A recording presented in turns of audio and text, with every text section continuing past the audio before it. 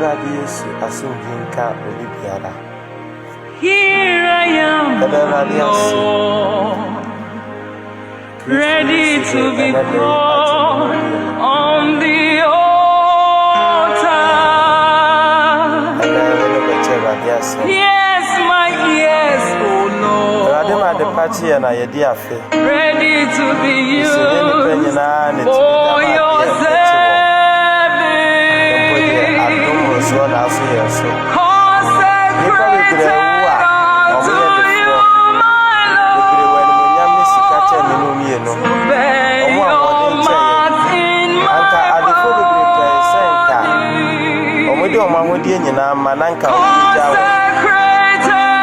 unto you, my Lord, to bear your marks in my body.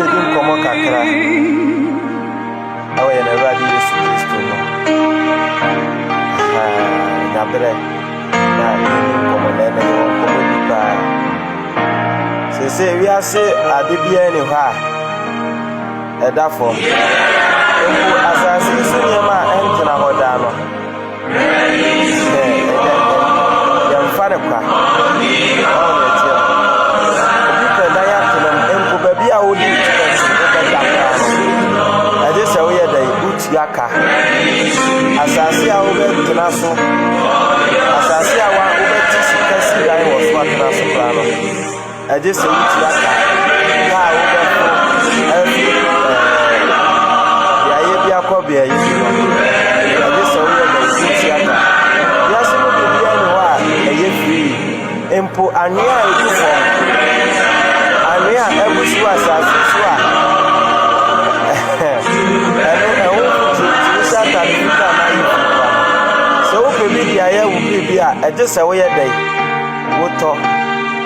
Oh, yeah, Tiano. Say, we are some will be anywhere, a free. Empo answer na will be back wow crano. Over head. Arahu. Sir, we are used to crana or no scanner or pet to my yellow. Ready. I guess away that you be answer your baby, I will qualify. I just say, would you be? To the field I go. Ready to keep watch over your floor. Touch my yes, my eyes, my mouth, oh Lord. Do the works of your Father.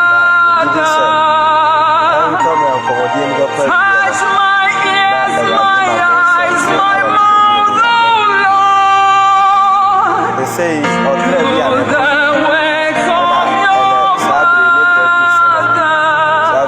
say when you cook be TV, when you get a media many piano, send a bay out with him be a year, maybe I will go away. Now, a brass will say, well, crana with Timuna, ye pet na be a permanent. Lifting hands, send a bay a best senate ready to carry because she say no, Christo some no crap. Ready to take on your secret. Break my flesh, my will, my soul.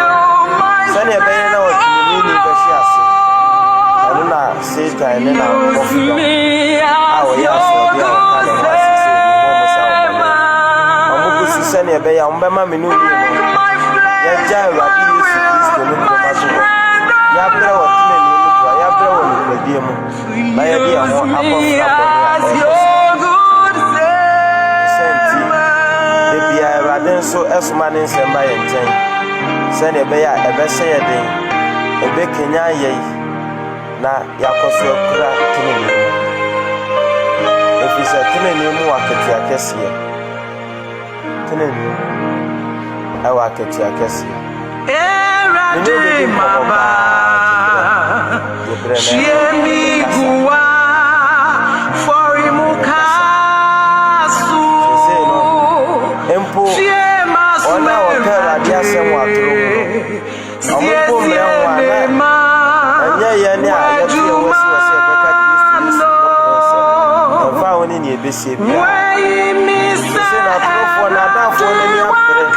day in day out ogusu daa na ɔda da nipa ɔho ne ɛteɛ no nti mene mmienu nso si ɛnyɛ Kristo Yesu no kora ɛnsɛ sɛ yɛbrɛ no kora ne tie mpo wɔn a bia wɔsɔre a wɔtie wiase no ɛnom a ɛho ne mfasoɔ kora no wɔmmerɛ sɛ obetie no na fiti a ɛfra no pa no sɛ wɔmmerɛ ho how much more about yɛ ɛboa yɛn kra ɛna yɛ mmerɛ sɛ mekra mɛte Awurade asɛm ma brɛ da bia mesɛ ɛyɛ ma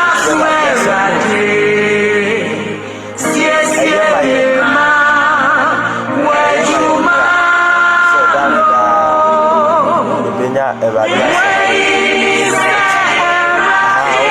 Awurade ka ɔkoma na wo so wasɛ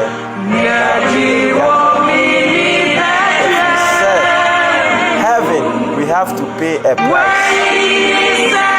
heaven ɛma wo paapa ɛsɛ sɛ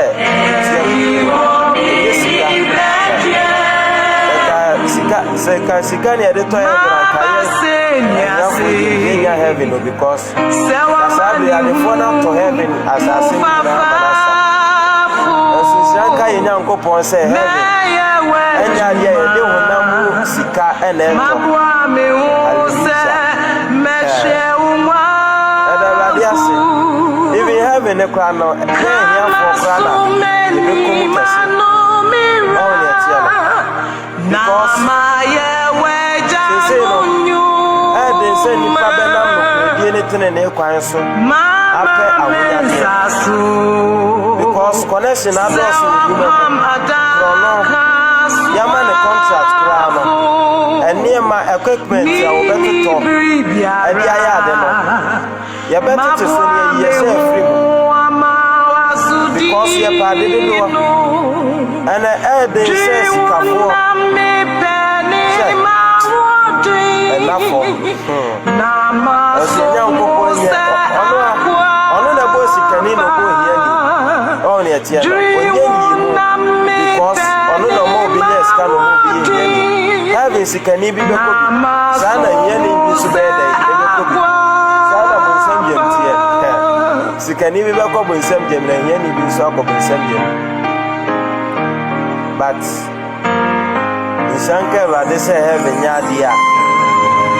yɛde biribi a heaven yɛde prepare heaven nyinaa me no mmienu Awurade Yesu adom nti yɛwɔ ɛnka sɛ ka bi ne yɛde prepare heaven nti ne ka nti ne nyame ɛnyɛ ka ne yɛde prepare heaven ɛnyɛ nipa nyinaa na ɛwɔ cars ɛnyɛ nipa nyinaa na asisi adan ɛnyɛ nipa nyinaa na ɛwɔ sika ɛnyɛ nipa nyinaa ɛna ɛwɔ companies but yɛde prepare heaven yɛ nipa nyinaa wɔ amen ma yɛni nkɔmmɔ kakra ana yɛda Awurade de akyɛ yɛ ma yɛnsua adeɛ kakra ma yɛmmɔ mpaeɛ yɛda wase yɛn soro Agya wa yɛ kra nkwagye ho ahia wo na da ne da wo nam nsɛmpa ne wadɔ yɛ so bɔ yɛn kae sɛ na ɛbɛyɛ bɛkɔ so kra yɛ tenene mu yɛbɛkura no kura mu akɔsi awieɛ ne yɛmpa aba ne yɛnkonya ketuabɔ ne nti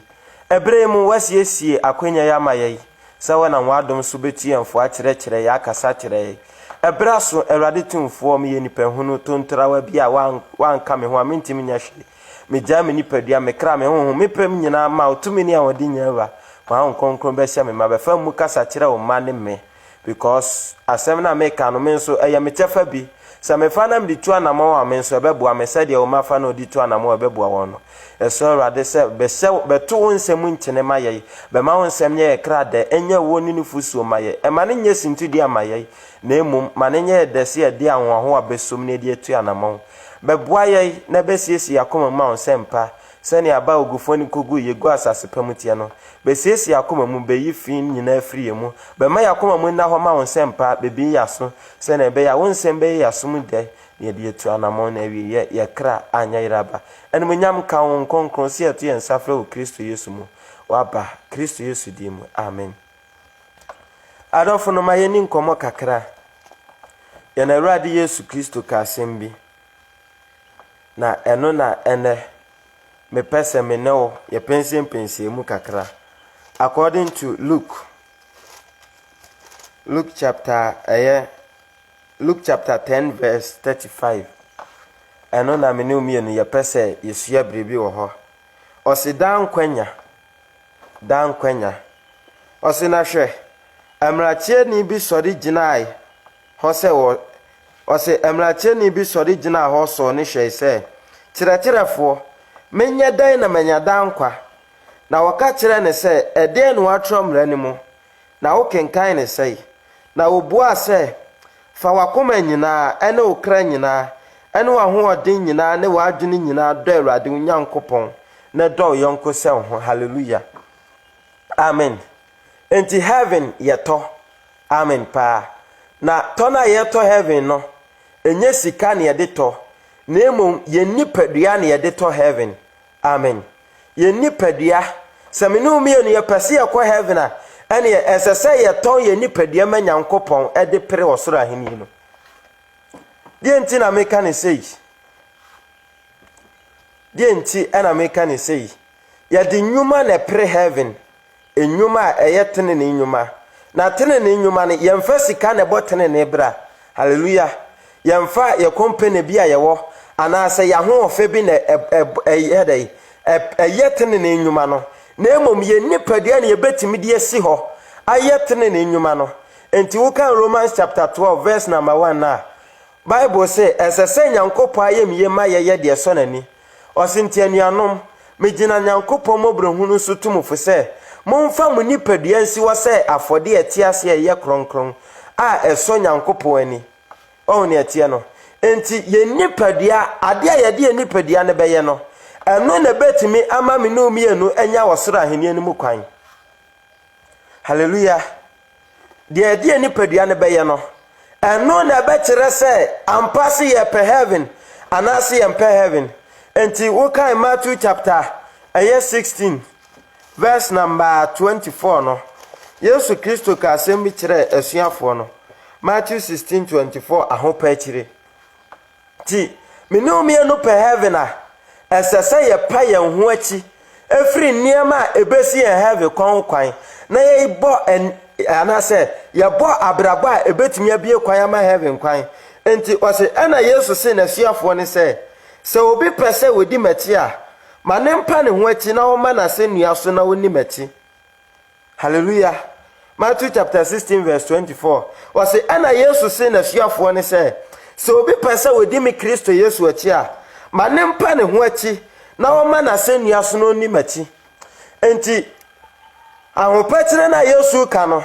enye bribi biara se eniema amenumie ye kondo ana se ye guso ya ebesi ye heavy kokwan no esese ye jemu to that is esese ye deny ourselves. We must deny ourselves. That self denial esese ye pa ye ho achi ti Yesu se so bi peso odi machi a ma ne mpa ne ho achi na wo ma na se nua so. Enti se dwamamo na menumie no ya kondo ya ba eyeyenda esense ye pe heaven ti esese ejemu to ho se ya tro na menumie no ye edi twitwa ye ho ye didinya ye ho ye didinya gina be pa bia esense heaven ye pa konti esese ejemu to ho temie pa se ya krono ne eguso edi pe de ye pa esese menumie no jemu to ho se ye wiase nwom ne anije ho a ye bo a eye yasom dema ye anije esan heaven ye pa konti esese menumie no jemu to ho se ye makeups ne etweme ye ho ye fe se ne be ya ye be hu ye ho se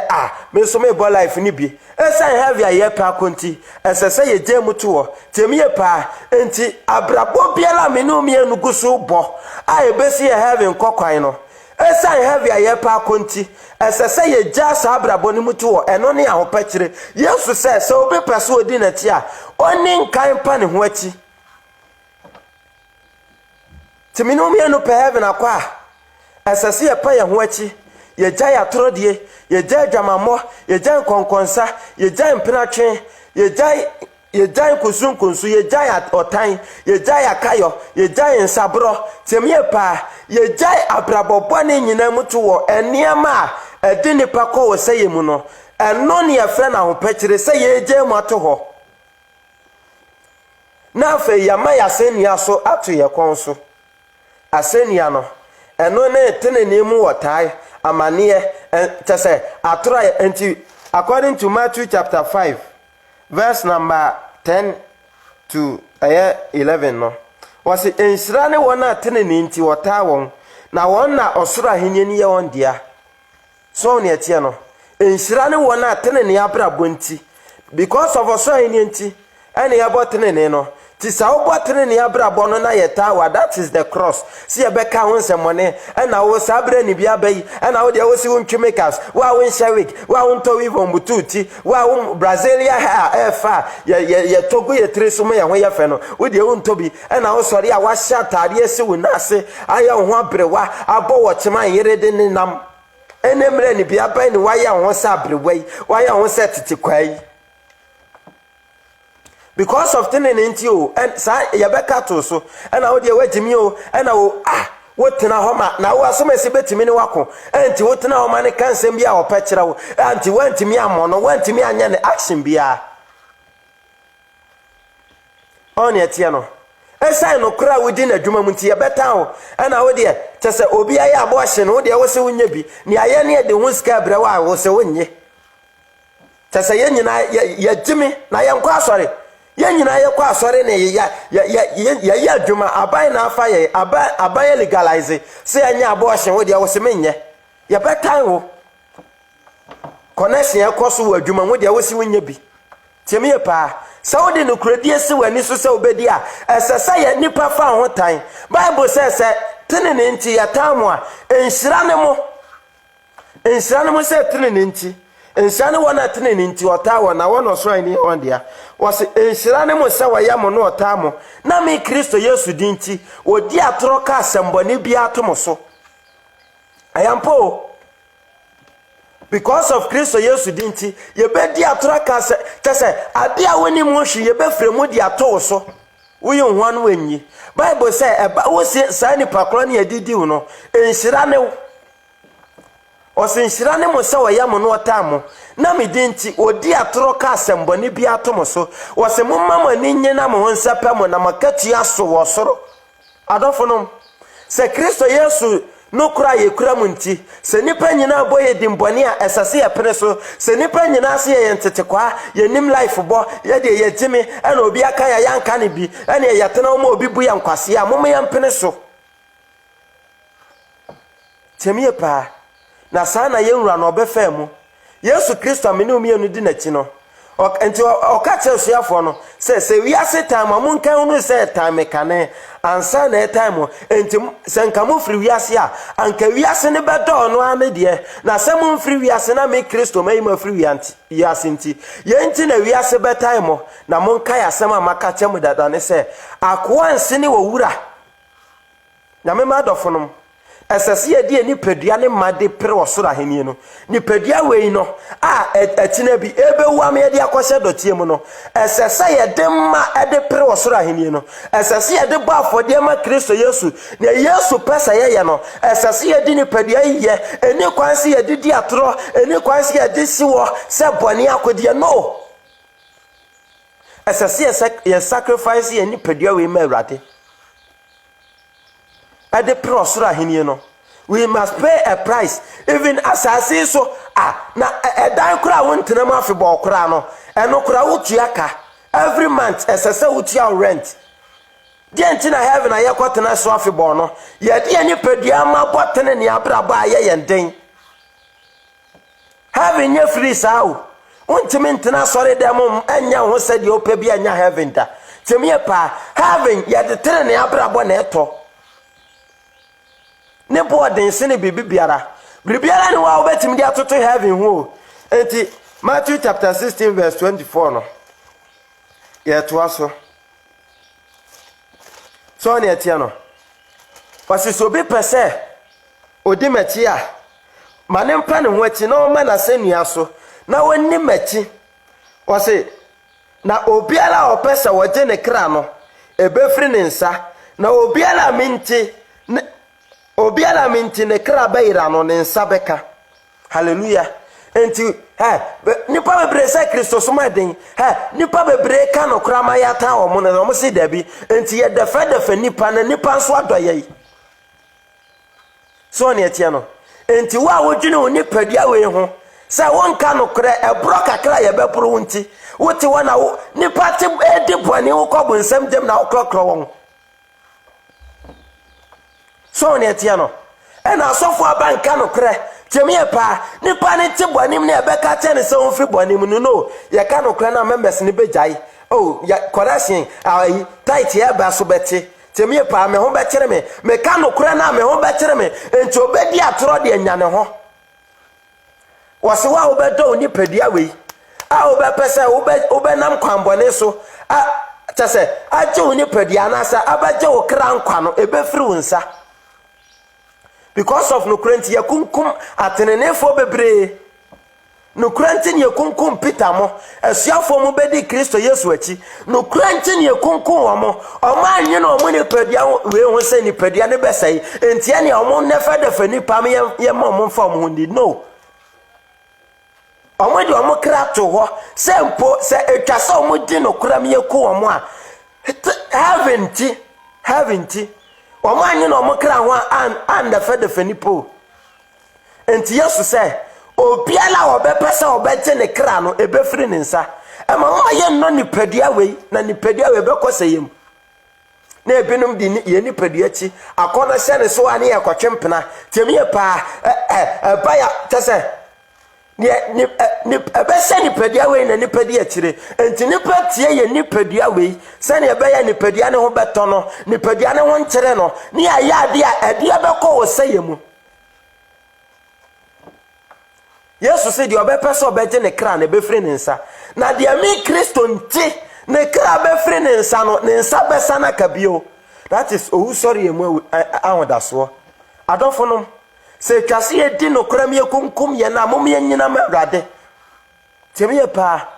mama ye no wiase no na ye Kristofo enya ye ntefa ni ye mfiri wiase we Yesu Kristo ye firi wiase we mu dia banimu enti ensase ye do wiase hwese nipa beka ya wonsempa ye eni kwanse ye hwese nipa bepa ya asem nipa beka ya bata won ho anase nipa beka se ye Yesu se nipa nyina kasam hu ya munnie de obepeso obeje ne kra no Yesu Kristo se ebefiri ne nsa na de ono Christ nti ne kra befiri ne nsa no Yesu na nkasa de esa de bema no na mema adofo no ti okay 2 Timothy chapter 3 verse 12 na wose na wona opese wode nyamesom patena se Kristo Yesu mu nyina obeta won temie pa sa we ya wadwene sa obesom Kristo Yesu kronkro ya nukuremu we ya hwan ya beta ho ya beka ho nsamoni nipa be kire wo nipa mpe wasem basa apene so basa ya dai pene so enti wo kan Revelation chapter 6 nukurenti bebre wo Revelation chapter 6 verse number 9 no wase no tin so ano etosunsu enum na no mehunu wona Nyankopon asem ne wona danse a wodi yenti wakunkun wona kra afɔrebuti anase oni etie no wona Nyankopon asem ti yekun wo a wo madanse a wodi fa Kristo Yesu nti no yekun wo no Yohanes wo hu wo makra wa afɔrebuti anase na ode ne kase atia mu se Awurade okrunkruni ne onokofo umu atan na wonto wona wote asase so ye moja so rekosi dabai Bible say na omu biara tade fita na woka kire won se won home brete wa bibio enkosi se won rakwa ne won nuanom a obeku won te se won no dodo ano be yedai ebeso enti ya watenenefo wasase so a esasa no kurenti ye se ko amukeka won yedin kan ko won ne ho no metimi aka ho nso betimi aka ho na se duro sa bre na ensase ye gya no kure ne muto wo ensase ye do ye nipadua se ne heaven temie pa ensase ye do ye nipadua se ne ye kra we must sacrifice our body. Ye nipadua we yem fama enahio dot ye bi keke ebedu brebi ebepro se wodi nipadua we ye ti koya ade a ebema nipadua no beto na edekra ne bekose yema ebedu brebi no nipadua ne be wa kwose fom ebeye dot ye na kra na kogina ate akogina ate momu na akonya de wodi nipadua ne ye ya wonsunsanso adana menum ye ne ye nipadua sa ayem pese ye beti ye ho free nsano mu yam pese ye be jan pratwe make up si wuja ya na ye dai udo asase ye de ni wase fo akoma nyina wadwene nyina tese ye de ni padua madia per heaven Mr. we must pay for heaven temie pa aduane kura wodi a within hours kura na efiri ho no ye tisikato how much more about heaven a ye kwatara wa fibọ na ye ne awieye ani ji eto ntwada na wonto ye de nipadua na eto nya sika ti ye nipadua we ni emu ni se ye bribia o hwe dot ye bi enfotie na be kwakọ se na asase asekwa ekoprada na enotie eso ni vaso dwene wo kra ne ho ti Yesu Kristo ba asase so no wano anwene ne nipadua we hu ti ya koso tan no no sugusu kura no kure no no sugusu ka no kure ti wase de obe pesa obe je ne kra no ebe free ne nsa na de me Christ nti ne kra be free ne nsa no ne nsa be san ye dai akabio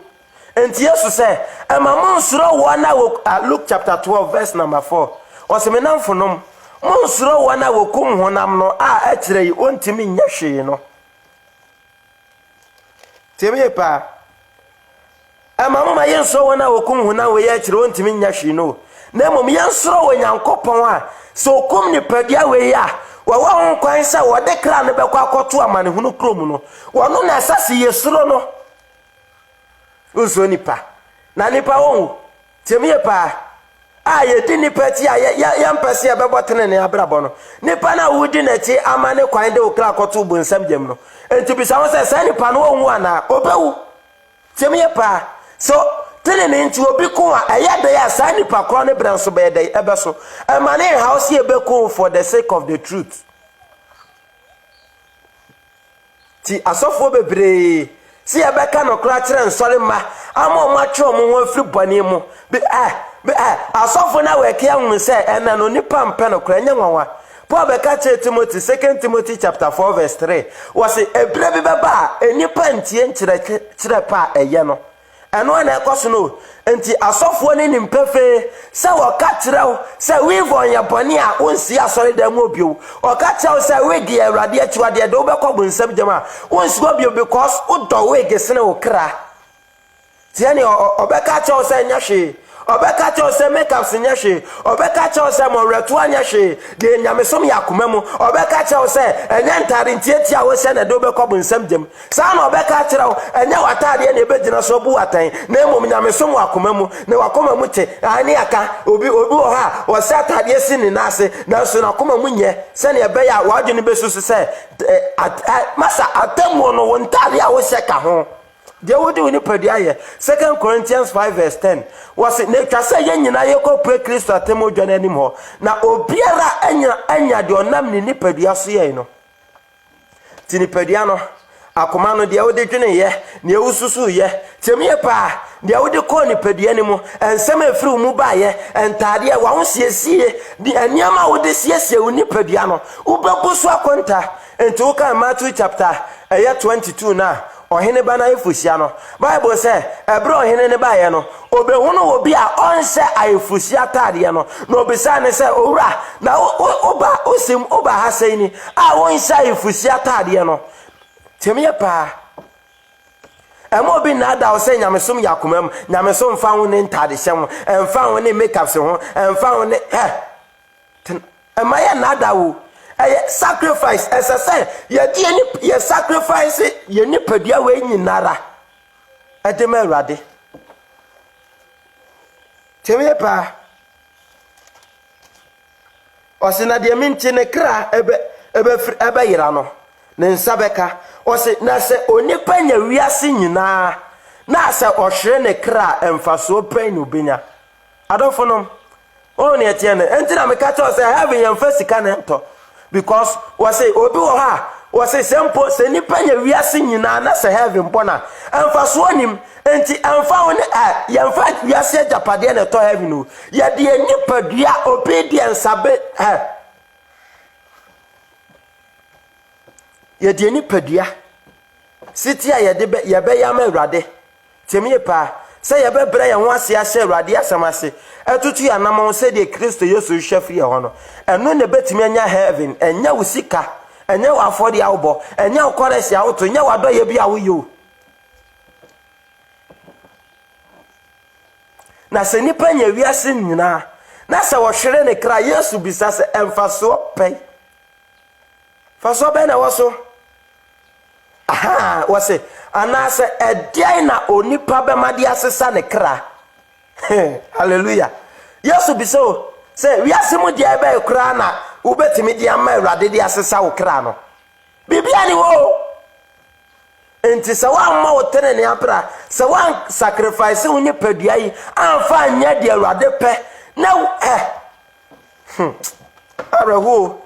se one sacrifice one for nipadua we ansi wo anya sacrifice am awrade amfa anya de awrade pe na wu a ha was amfa woni sika wo Yesu se ede ba kwa no nipa betimi de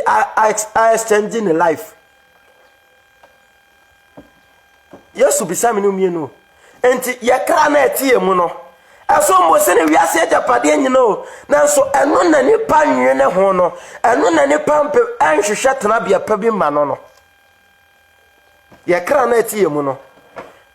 nipa mfa ne ho kra ahwe ono de obedi na no pa wia na anatwe no odwe ne ho so obeda air condition room bi mu tase ne ho beto no nipa dia wei dotie wei ene nipa ni ku ne ho enti ye di nipa dia wei ye ti de kra akoto jam na me madofo no mesra mo ate yan sacrifice ye nipa dia ma awrade yan fa nya de awrade pe yan fa nto tere ne anamo enhwede obi yo enhwede yakoso wiase enfa ho ntutu obi na atemwo na yanko na masa so obi no no de wagene wodi se bonsam jam no betimi akoma wontimi nyina no o enesika nipa bebraton yen krade jisika money sika eja so me betimi ase no anoni ani ko hu but ye kra na de ya tuna jejemo nyame asem no kura yempe de yan receive masa those prosperity preachers na de omodi mo kra bro receive it, receive your blessing, receive your breakthrough agropin omodie hwehwetene ne temie pa hwehwe nyame asem no kura de ne pa ko nyame so papa mu eyi ne pa free bone mu de se ade ne sitre ne mu ana no nipa mpo temie pa nipa mpa no kura no ti asofo ne nso arahu na me bad ofo ya na Awurade Yesu Kristo se edia ba kura na edia na wo de sesi ye se Yesu ka so oje okra fu nsem a edia ba na obetimi dia ma Awurade edia sesa okra temie pa tu betimi de wo da ya ma Awurade se onye onfri bu nsam jam ebe entimi si o usika ntimi nye onfri bu nsam jam wajapade be ntimi nye onfri bu nsam jam oyire be ntimi nye onfri bu nsam jam okuru ntimi nye onfri bu nsam jam oba o maame o papa wajuma be ntimi nye onfri bu nsam jam ajetere ni abraba wudi unipedia be ma nyankopon di apo eno so na ya wotan no sa wuja make up situe no eno ne problem kese no aya wotan sa wuja ompra no aya wotan sa wuja kro no a wo bo na djuma mu no teme pa aya odensa Brazilia ha wakoto good triso no o sani atuagu for the sake of the kingdom of God and so ahini ne yemfa ho fe na epe yemfa sika na eto temie pa ti Romans ne say mo fa mo ni padua ni nsi wo se afode a etiase eye kronkron eso nyankopon ani to must sacrifice our body. Send a Christ to you, then a crab at all my yano. Yan so as I say, you see a dear crab to her. A dear ye a Christopher. Then you die when I'm sending a cray. I dear when I'm a connected yenny man sanfata. Mr. Amwati. Simple, if you are someone near my Antona Hodano. See a disicato and then heaven, having a nephew. Yato, and yes, he counts on your editor. Because tenene a son was in a sika. Tenene a son was in a sika. As Cafo Bebre and Timmy Martin in Yabrabo. Eh, Bebrame sika Dani and Yame. Bebredi, I want to ye sika so. And ye yen pebi, I yen say with ye. A yen probably say, the panel. When ya, Nisikana or and no asomano and no ayamano, it is enough for him. Tinekra used to cry the and share a chinaquine. Na me mad of them. Miss Rawati, Mummy and Fay Nipedia Manyan coupon. Was it ya crow, ya jene? Hey, Arahu. And to what do I come a menyame? It be so, what do I come a menyame? Yemu bebre akoma free nyamemu yemu bebre akoma wo sikamu yemu bebre akoma wo yadwumamu yemu bebre akoma ewo yempremu adofonom was for awai fa kura Luke 9 no dan kwanya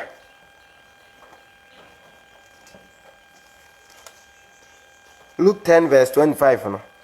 Ose na hwe emrache ni bi sole gina wo so ne hwe se kirechefo menya dan na menya dan kwa na okache ne se ede na watwa ne mrani mo kenkan ne se obua ne se for wakoma nyina with all your heart wakoma nyina o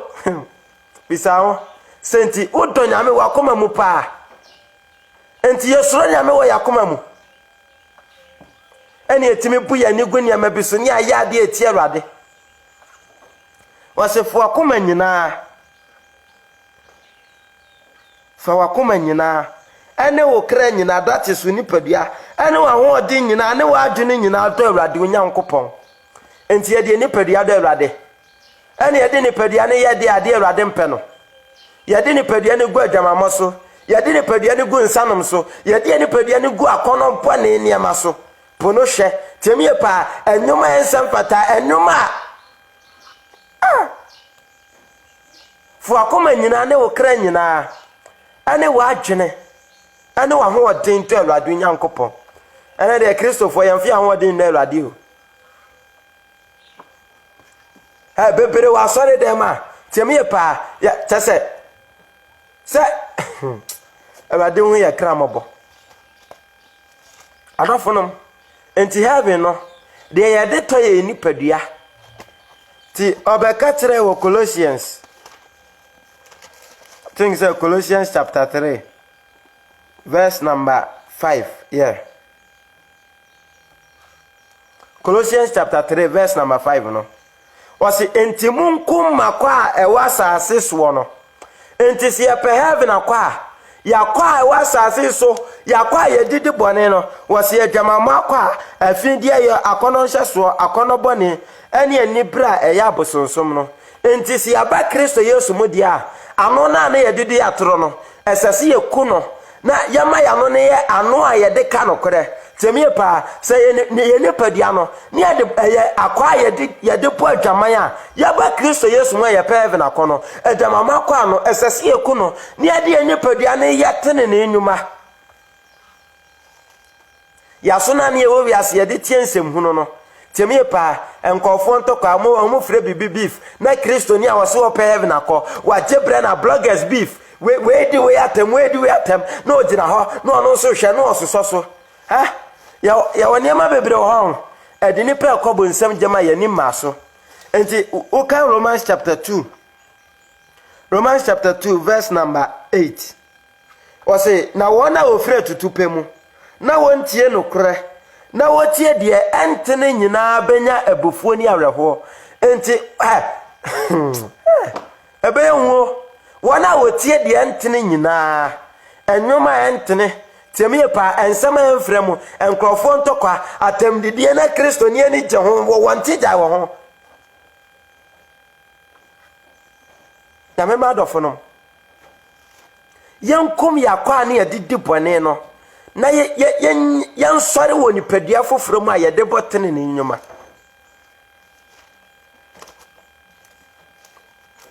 have yato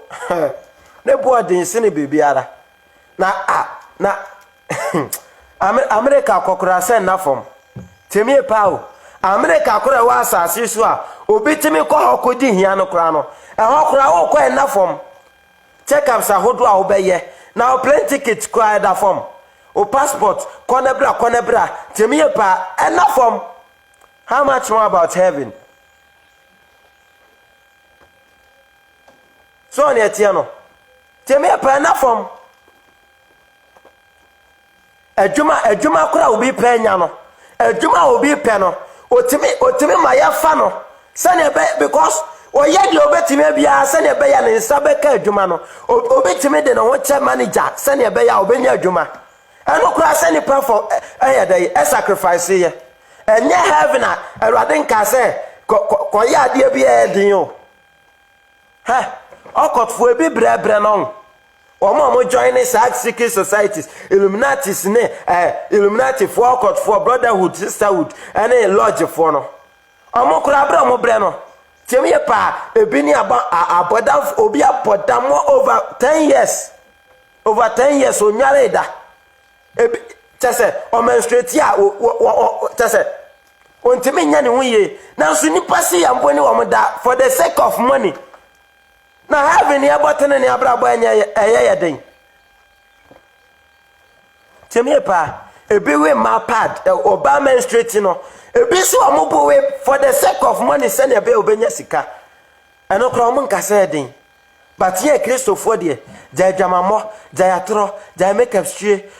entan wonua do yonko temie pa bo abrabo pa eno kra yesi ya den ma ye temie pa obi a wakoje sikadura ya ka se enwansena kutu wansena mpobi enwansena kutu minimisi wo hu bia anopa obewe 10 ewi obewe 10 anwumre so obewe 10 every day wo wansena mpobi 30 na san wansena no kwa ni nya den no ubenya bia je se Ghana public toilet ho dia ubenya bi obi si ne po we mako 30 a day eno kwa won kasa edin o have nyamen kasa masa omomo de ebin fa wani soda ya mebi ebi dia janan tiemi pa nyamen ka se kodie janan yo nyamen se wa hede ya din bia wo se jai boni die na fa na asem bobra eno no Christopher se den ya se ya den yentimi arahu nyamen madofo no mesremo ate having enough for mo having enough from enti okay Luke chapter 13 verse 22 obeshan chira Yesu masa wo ono question Awurade Luke chapter 13 verse 22 o say na wani nam kroni nkrase chire na onam so kwa Jerusalem na obese ne say Awurade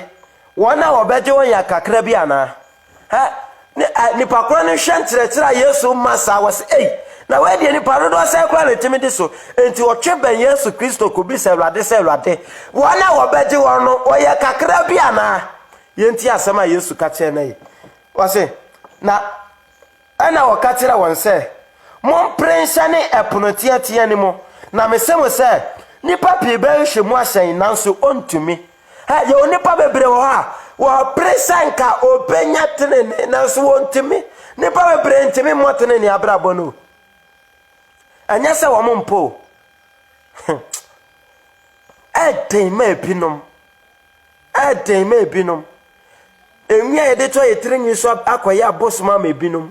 enti eden se ye dem to ho makeup se ye twa akoya abosoma ma ebinom enti eden se ye dem to ho entare bone ebinom se akoya abosoma ma ebinom enti Yesu se momo de mom prensa ne eponotiatia ni mo na mesemo se enipa pii be hwehwemu ahyen nanso want to me Omo bepo. Nanso they can't. Omo ntimi. Nipa bebresi adin o. Ti wo kan John chapter 6 ya. Yesu preach ya ma nipa bebresi. Asem we dia wan na betimi age asem yeson dodo eden. Enti nipa bebre san firi Awurade achi. Omo sayo na animre bi. Yesu bi say Peter say Peter shey. Onkrofo na ekono enti mo nso mekọ bia na. Peter shey Awurade di sa wose Awurade. Hwan chen na yenko. Onko efisa onko na woda nkwa nsem o. Na me ma dofo nom. Mesramo. No kura binom say den no. Yan de ema mo maye ma ne nya den maye. Na nipa kura ne wan. Aye bra ya ho ase Awurade asemase. Aye ne Awurade pa ye ma ne ye den. Enti nyankopon ne na ye. Ti Awurade ka se wokum ye nsesi aye wode eka. Ye ni hwe yo. Se Awurade ka se wokum ye nsesi ya. E bia ne betimi aye de esi nyankopon kwan. We can't do anything. Ti se Awurade se meba ye we ma me a. E ma wo ma ye mu ne se enhyeso bi na nyankopon se ye nso. E na Dabi.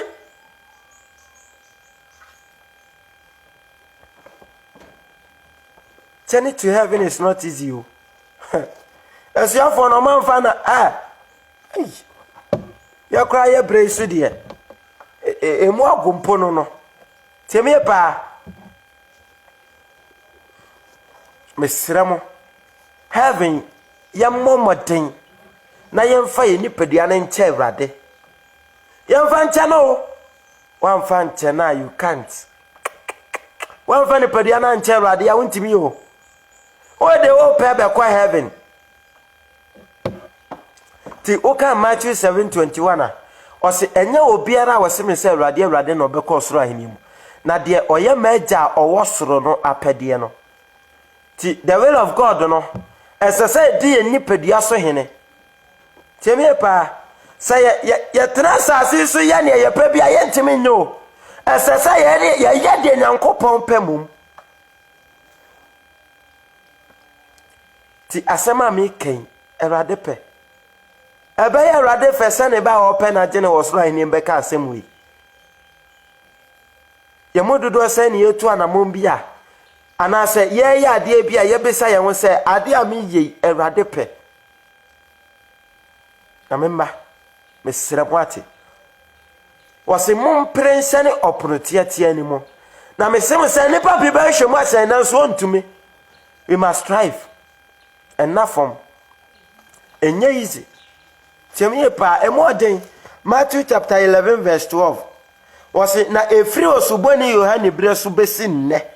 wo ye osoro ahene ni ho ade ani breso na wona wonani abre ne fa na ani eden so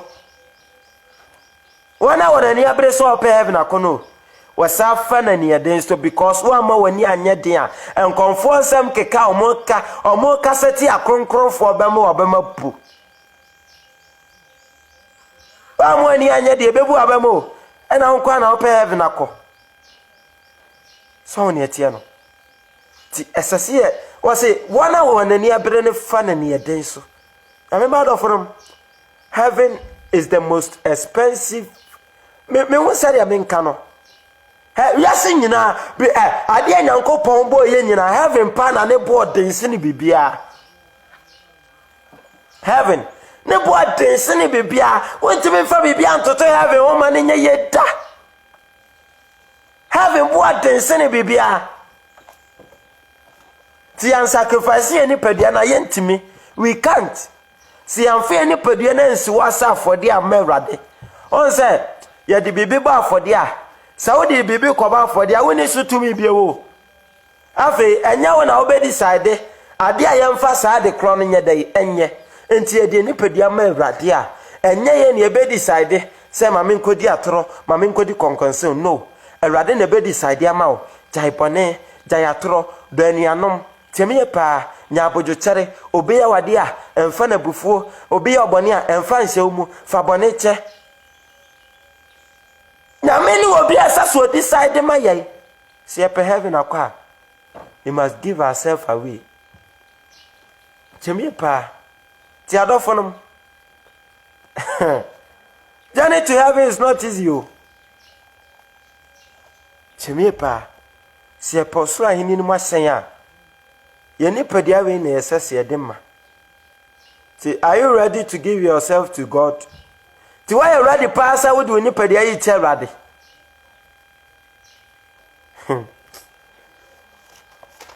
God have mercy. Ti mesre se ne ye beye bia ye de be pre osoro ahini no.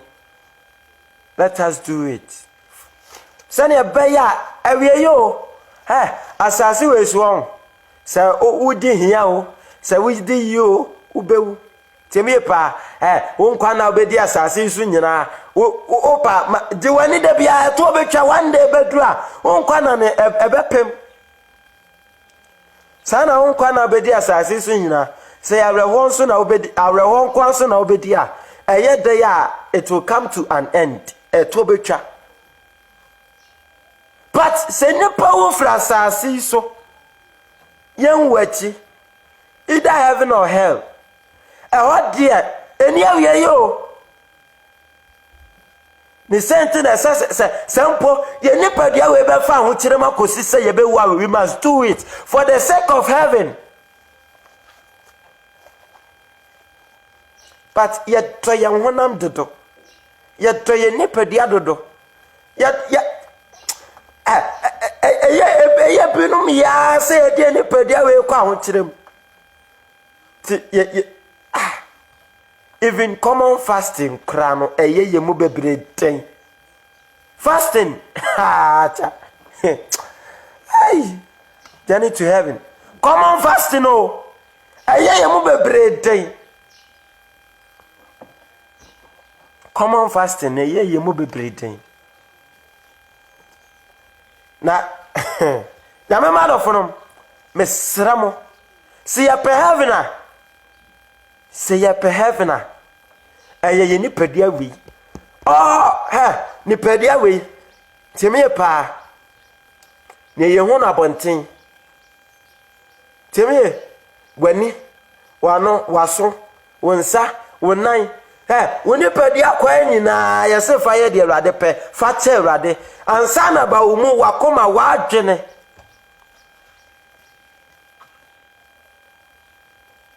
ti oni pa we ha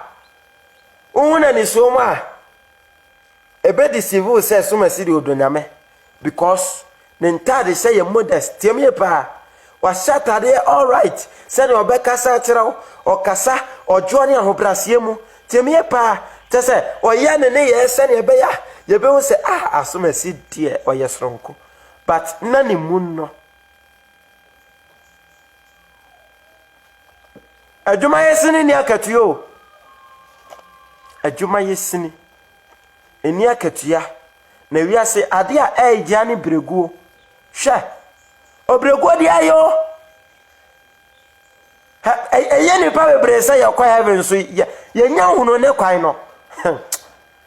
eye ni pa bebrese what heaven list ni di kan na so kwan kura ye fa so kwa heaven no huno ye because of false teachers because or she said and sofo ne church for tira say heaven and church dey kwa heaven I want to dey say won to mu ba kumpo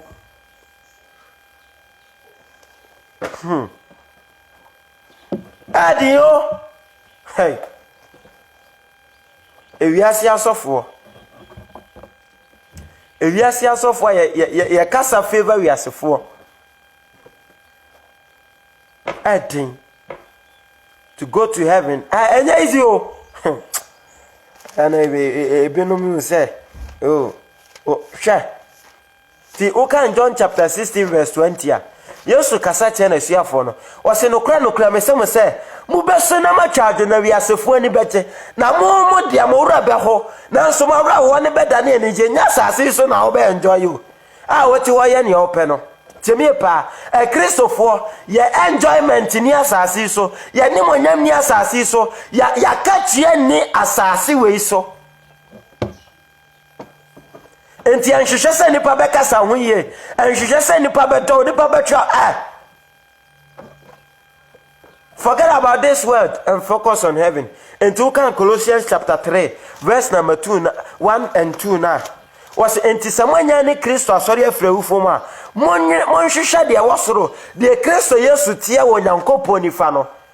enti monwene de wasoro na nya de wasase so eni kwanse Kristo fo dwene posi eni monyam a wiase eni monyam ni wiase adedodo ho ya yakatu ani ha ya ni monyam ni ha enya asase we na Nyankopon de betia yenka asase we de ye bola bi kwa awurade ani so enti awurade ba be hye no. To Zephaniah chapter 1 verse 2 now. Was a plan me prade nyina fra asase ani akọ because we are done bora. Ya bone. Hwebone yakoso. Nyinsen gwa hodo yakoso. Hwe ni padodo family planning se ni pediemo. Hwe ni padodo apru nyaman, ni padodo egu nsanom so, ni padodo egu chachato so, ni padodo egu makeup so. Hwe madodo a set trousers wu ko bonsam gem. Beka tell me say nipa we ro aka san heaven call and I say heaven call for trousers obey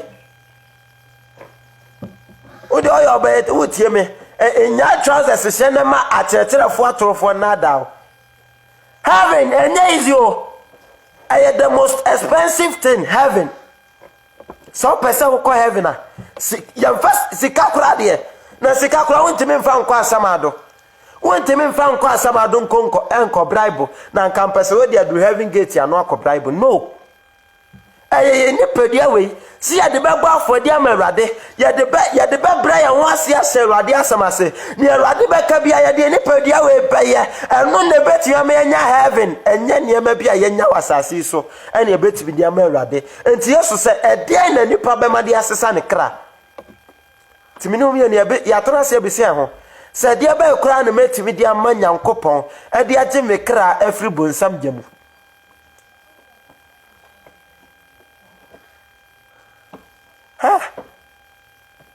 Yesu se mon prense na oprontiate ani mo esimo se nipa pi be hwehwe mu asen nanso wontimi bebre ntimi o emra eda heaven kwa ho no enye bi ni America ho mra no timi pa emra eda heaven kwa ho no enye bi ni London ho mra no eno kra ayenene obi timi to na o obi timi kura de obi papers ko pa adwuma ya nte no but heaven there heaven hey aya wan kasa na oya okra nkwaje wadwumo ti Yesu be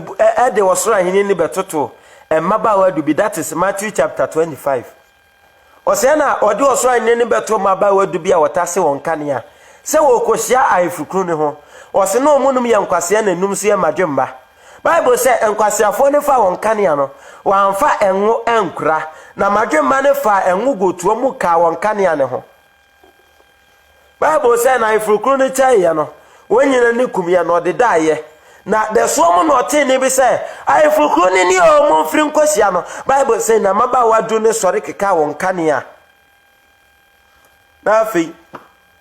enkwasiafo ne hwe won kanea ne dundum enti woka kire madwemba ne say mumma ye mungu ni bi na ye nkania ne ye dai edundum oni ma so akata won dabi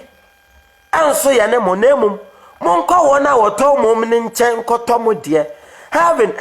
obi ntimi nya wo kra nkwaje ho dwuma ma wo obi ntimi ma wo tere na ebra ma wo individual task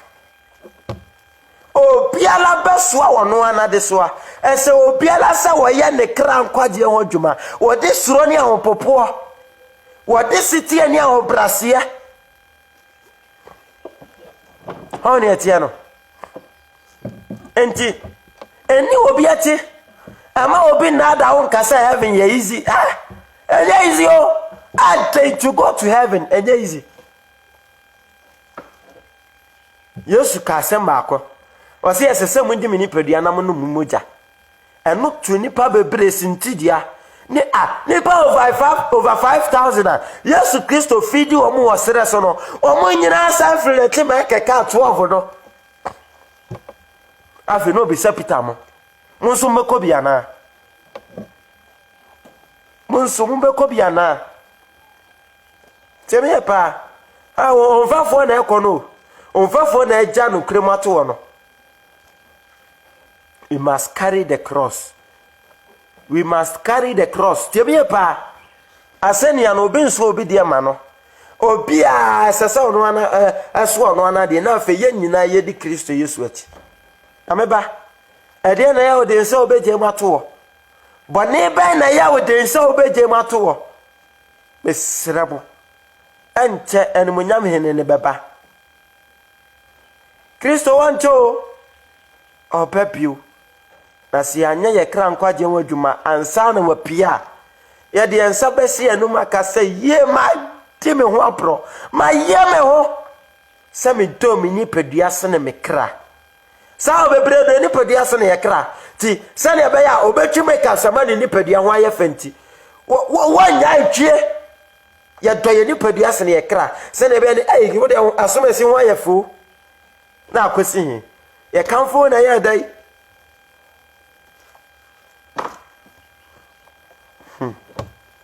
na fomo ti ansana obi nyankopon beji obi wana hini mu no areho ti no se mu besu na matwajo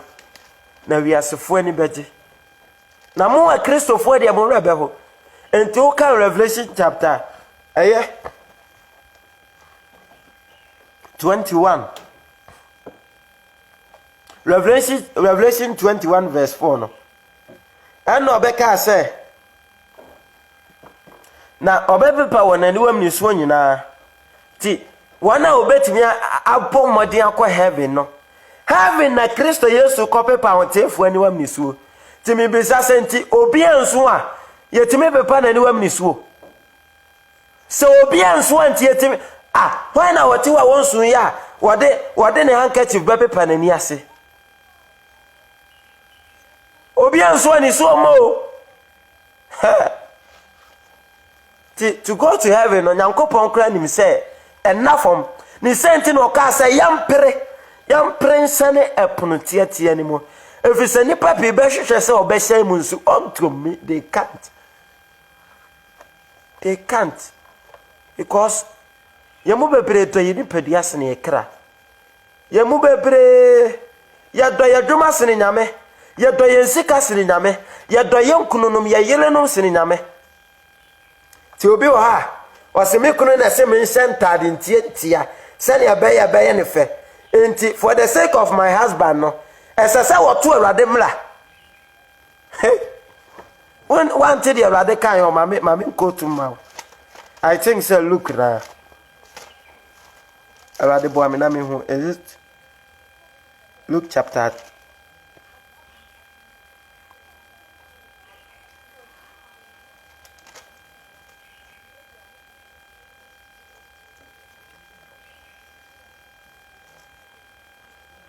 Yesu Kristo ka asemi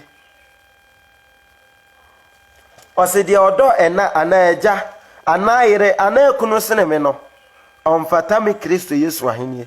enti wodo ukunu sene nyame a untimi nkọ heaven de kire sa wodo ukunu sene nyame ne se ukunu beka asemi a eti awrade asem ukunu beka se kwhye family planning na ho kire bane ntwetwe yemamu eno na wudi so kwhye wa obe wa do wukunu sene nyankopon wo de wukunu asem atwa nyankopon asem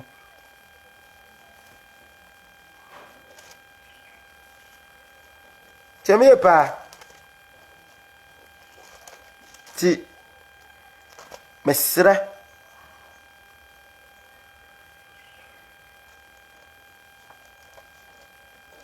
ti umeya momoden na yanya yankase yakra kwaje ho adwuma Matthew chapter 10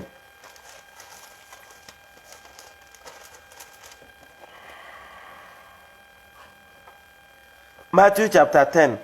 verse number 37 o say de ope eja ana ena cheme no omfata me enti o pe o maami ana se o papa asem sin Kristo Yesu Yesu se o mfata na hinie se o maami be ka se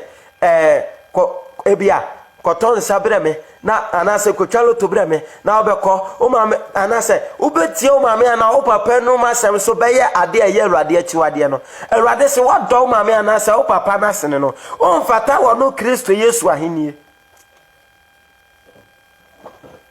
o se de opa jana ena cha me no mfata me de opa enua berema na de opa oba berema ana oba ba cha me no mfata me tiemie pa so na etie no se oba ebi a wona oba nam mo hu atade bi wa wani tua se atade we die akwara ne sha emmoa no eya atade a enso Awurade ni se nipa se na esa se pa akwara na semanti se wo se ope no na wo so wato ama no wado na se ne Nyankopon wadi na ti akoya ade Awurade mpe Awurade se wo sa nipa kro no omfata no on etie no ti mesramo moma ye no Awurade yemfa ye nipadua ma Kristo Yesu nya na pede Awurade na wo ya we se nipa bebre mpase ebekọ heaven no ai teme pa Yesu ya we se ono wo ya we se nya nipa bebre na ebekọ heaven enti wo kan Matthew chapter 10 verse 37. So na etie no. Matthew 10:37. Eno ka said the ope eja na say ena chai me no omfata me. Enti udo nipa bi ase ni Nyankopon a omfata Nyankopon ahen. De abeche say udo nipa ne se Nyankopon ne say ubedi de ope ti aye de Awurade mpe. Ti nyamene ya we say nipa bebre mpe no kre. To obeka no Luke chapter 12 verse 13. Wasi ekuo ketwa. Luke chapter 12 verse 32. Wasi ekuo ketwa. Munsuro efri se eyam agya ne fe se wodi aheni ni bema mo hallelujah. Nyankopon no hwehwe domo because ene nipa bebre na epese ye dibone ye pese ye de ye be yam ye ho to yem bia. Eye bebre de si ebejai make up sichi. Eye bebre de se ye jai Yesu ba boni mato ebufu ya se nipa bebre akoma ma ti nipa kakra bi a mo pese omo pe Awurade asem no mo di ye adwuma no mpese omo ko soro ahini mu ye na Awurade hye mu nkura wase ekuo ketwa Munsuro kura efri se eye mo agya de fe se wodi ahenie ni be ma hallelujah se nipa nyina se omo mpe no kura no ai teme pa si ase nyame omo se nyame asem so di eden ene ama osoro ahenie ni kwa yetawe hwe eden enough from to go to heaven is not easy.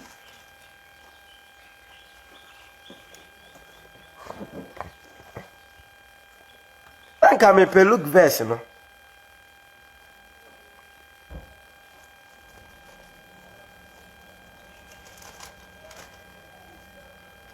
Ti ya me mad of no. Enough from sa heaven there. Se apese yakopa dia hey. Ene yemmo ya adwunum aboso. Se be hwe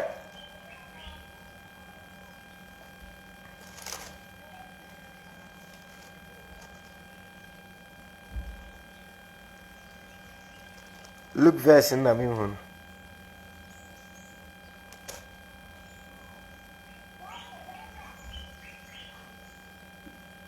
Ti adafonum. Mesre. Se ye pe osoro ahini no makwa. Yemmia yani. Yemmia yani ne yemfatene ne homa ne nkyekere ye ho. Temi pa ama homa yemma de obebeka bia mu ya ba mu. Because having no no, it's the most expensive thing on this earth. Timi pa having ade ane de Nyankopon boy nyina having pa na ne po den sene ne nyina. Ti having bo dia na having bo obeti agira bonsanjem. Heaven is the most expensive thing. Sana bonsam gem the lake of fire and also is the cheapest thing. I know there. We are seeing na bonsam gem pa na efo. Oh ne tie no. Bonsam gem pa na efo. I know the open so kwa sesi a obeti aye bonsam gem visa sesi easy. Tell pa but heaven Erade mo aye no because easy sabre ya ne pa bebre France ya kase o ya mesoma ye den a ya ebinu mo sensen ya senia o timi pa asenia na o aha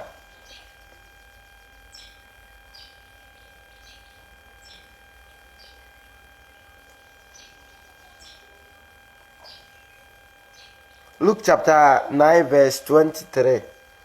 Osoro ka kire wonyina se so obi pese odi mati a ompa ne ho ati na omfa na senua daa na onni mati na obiara opese obeje ne kra na befiri ne nsa na de aminti ne kra ebefiri ne nsa no obeje ne nkwa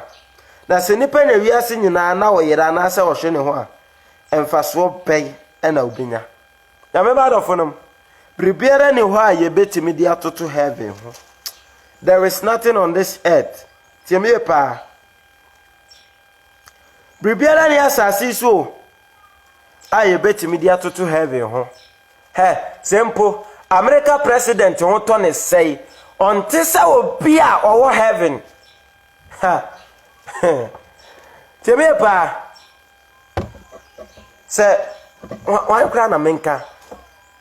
Ghana president crade din cry e bone cry nya me nka me say cry say China president say omampani bi woto ne say until say obi a wono de woni ani je cry wo heaven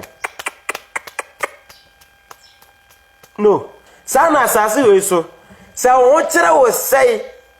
wa wo kire ne nuru obi a obo nsam gem ni senti ana Erade kachira ye say ye momoden say ye beye ye kra nkwa je wadwuma ye beye de betimi bia gye ye nkra afri osaya ebanimu na ye nya osoro ahenie no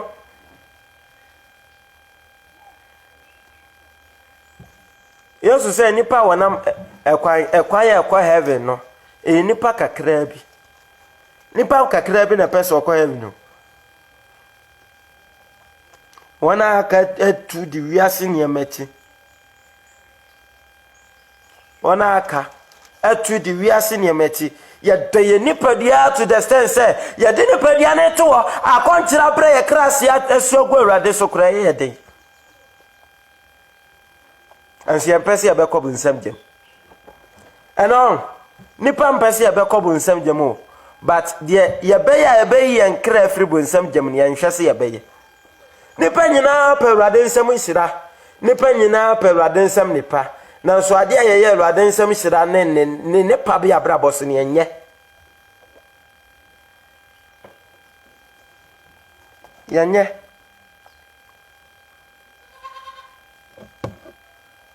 aha my whole Luke verse no Luke chapter 14 verse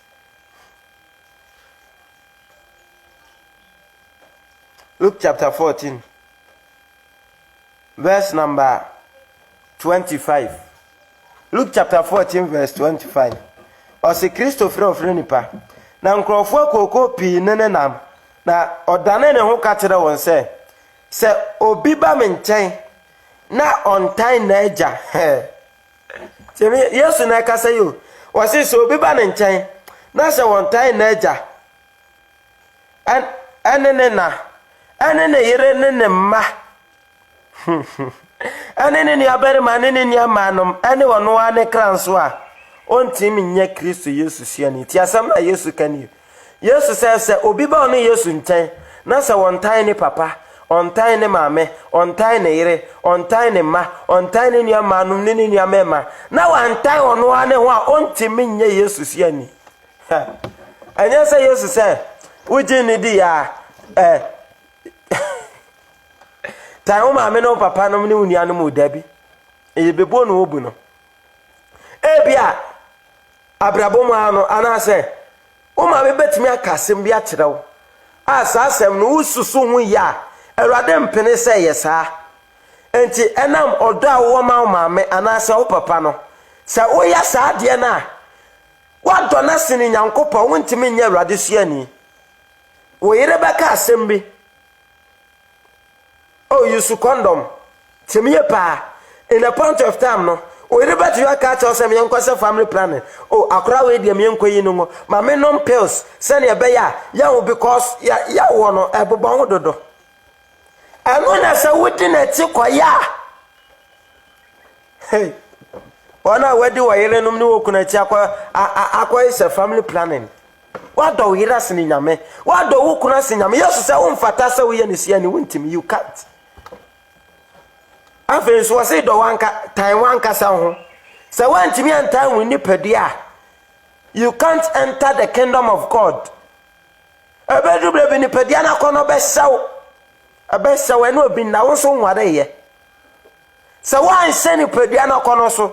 na enam da wo dido ni padia nti o pesa o satisfy no na oni obi a won ware wo koda you have loved your body more than God and no you can't enter the kingdom of heaven to go to heaven enye easy sir ebedu baby bia why mistake bia ma bibia sai obi a ho no edu bra ye bisa asomasi wo na wo ye utwatora obi a no obetimi wo sai wo na wo ye ti ubedo oni padua twatora yi ho afiri mu ana se ubetan oni padua e de adokra aka no korese ne be ya ni padua ebe fa ho kire nso hwe mu e de aje okra which one are you choosing is it the body or the soul ha ta hey journey to heaven enye easy sao sha untimi ntina sori da mu nya ne opa bia Awurade mefa ho kwa heaven. You must pay a price. The price is to sacrifice your whole self. Your whole self. We need padia nyina.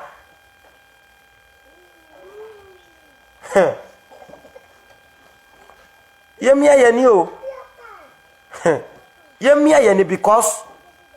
heaven no.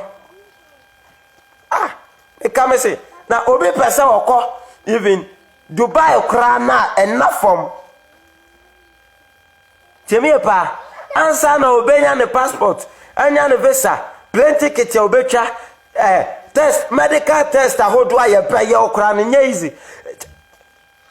o record so ebe hwem wonni boni bia na wodi twa na heaven ana obe o pesa heaven na for mo heaven is not anya easy mesramo yemia ye ni enti Matthew 11:12 no was a frost boni Yohane breso besi nne wo ya osoro aheni ne ho ade ani breso na de na ni abre ne fa na ne ade so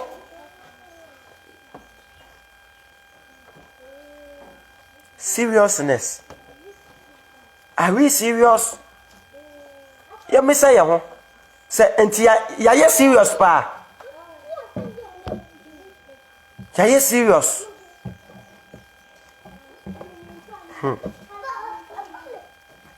Was it time who?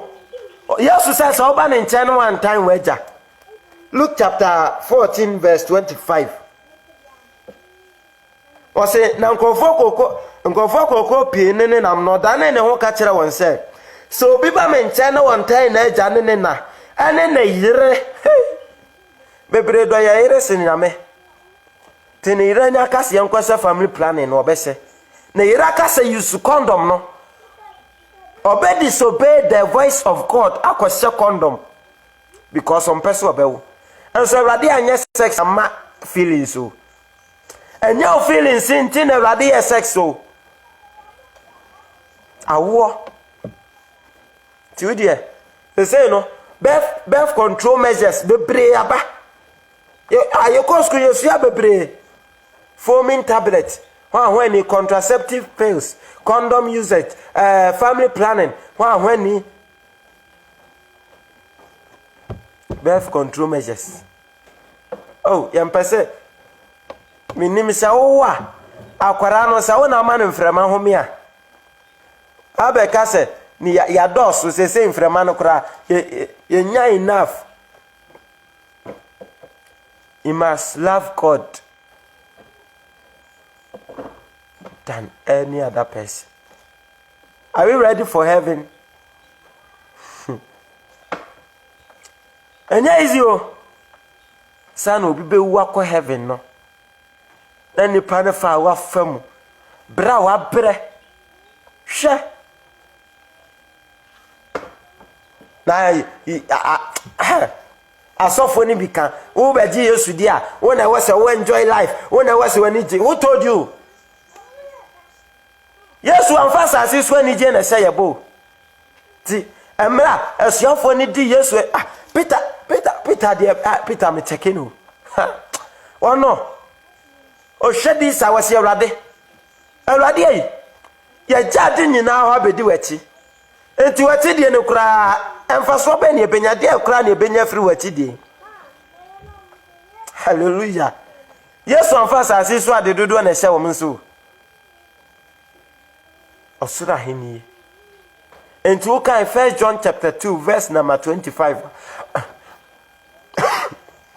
Bible say na ebo a wode ahye ye ne dan kwa no eternal life, that's the promise. And no ne ebo a Kristo Yesu di ahye ye no eternal life na no so ye penya. We must sacrifice our whole self, our whole body, our whole soul, our whole mind, our whole heart. You nipa bebre wa nipa ni mhwenya mesom se na be ya nipa be musi yenso e kwa asore be se atade wo right temi pa e beto worship and praise, but within our heart no, we do not value God. Ye munyame ye ndo nyame. We have no respect for God. Remember esramo e ma uma ye nyesa nya atwomfo no. When ma sama radical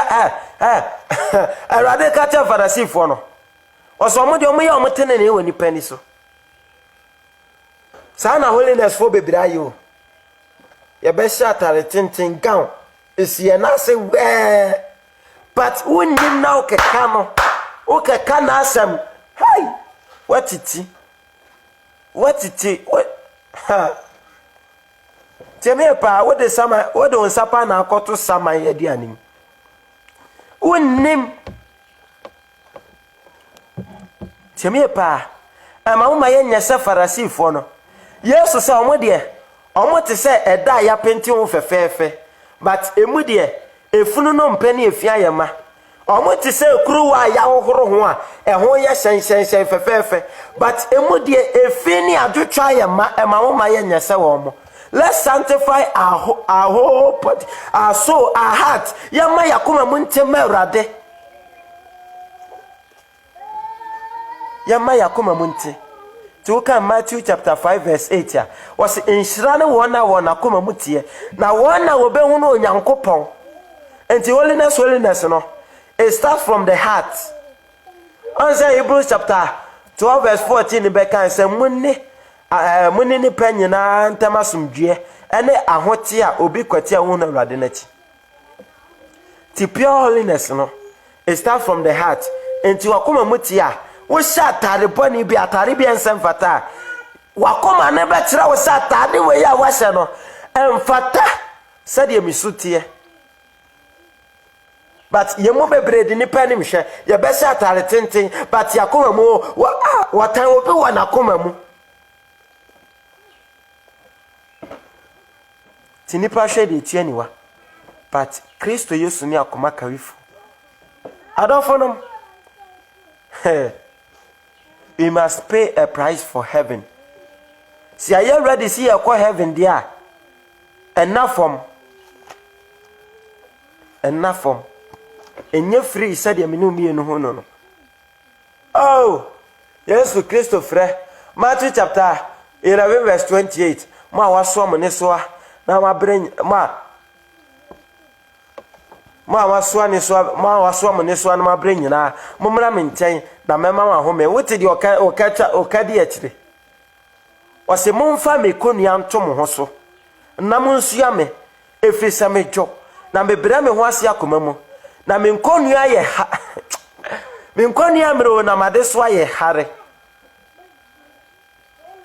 tiamie pa ti if you really want to go to heaven, we must sacrifice our whole body, our hearts, our mind for God, for the will of God. Yamfa ni pedia ne nya de Awurade pe.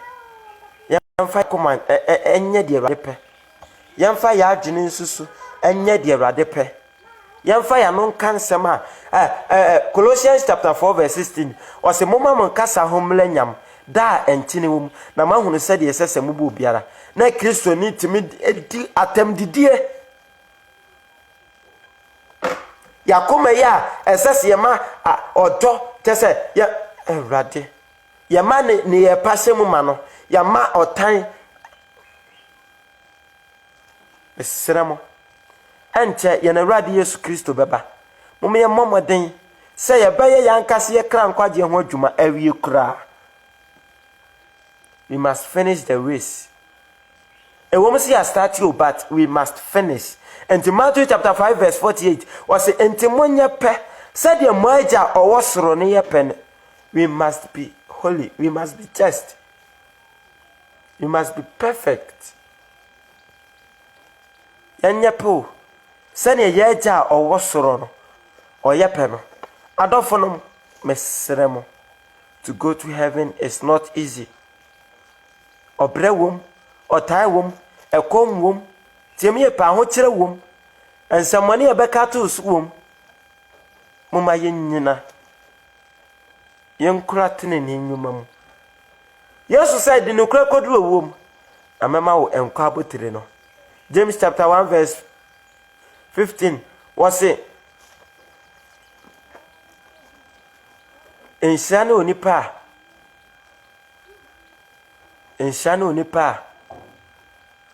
ojira ensohwemu na so frimo free totota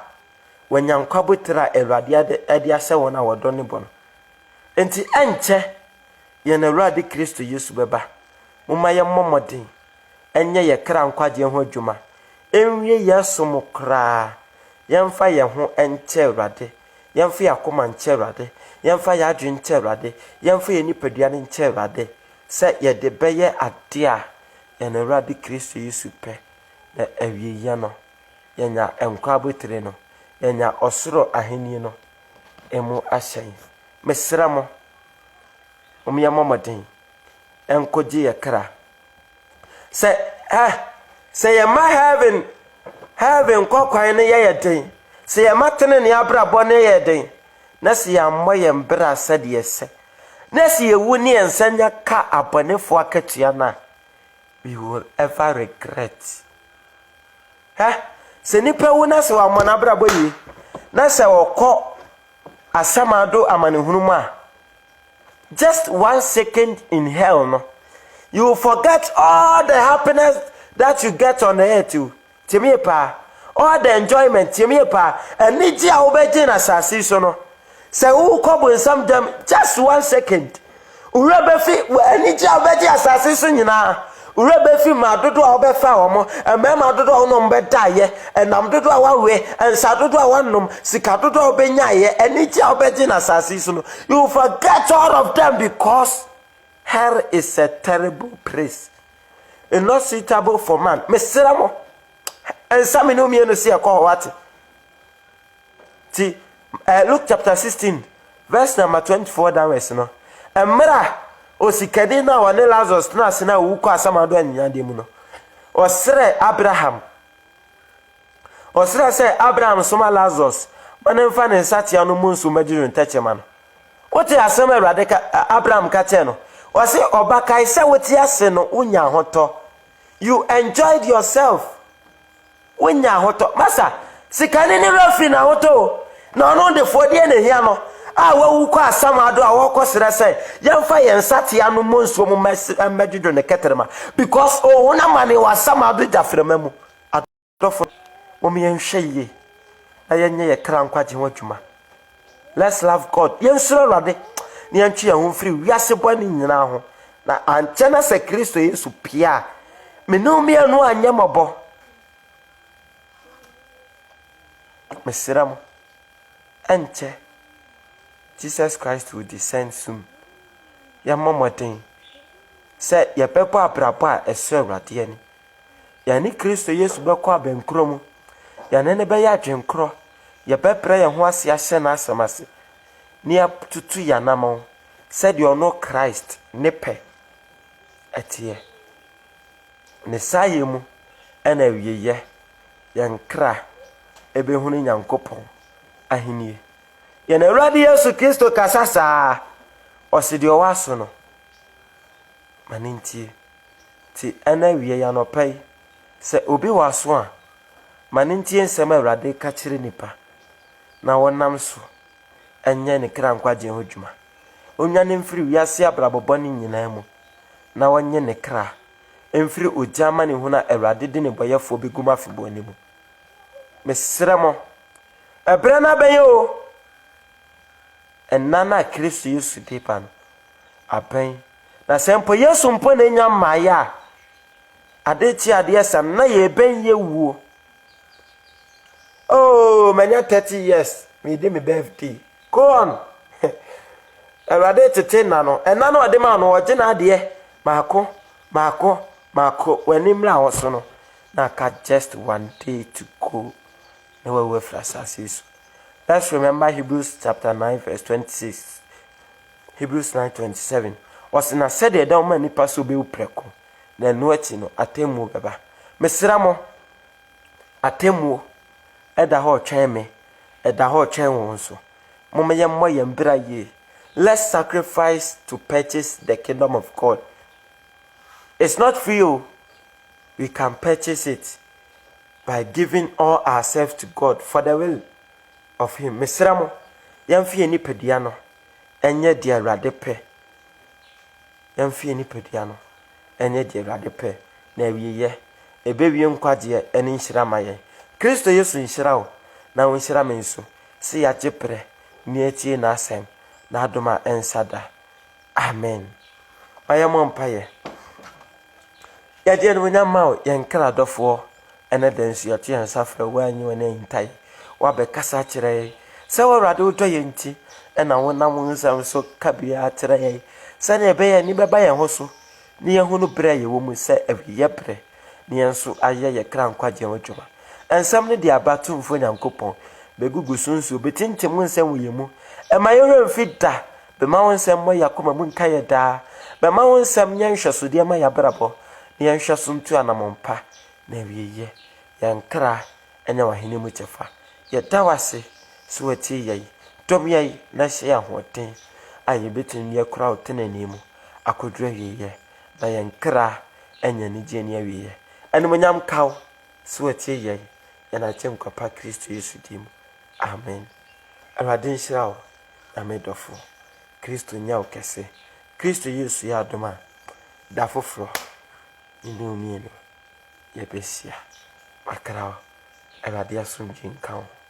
bye bye.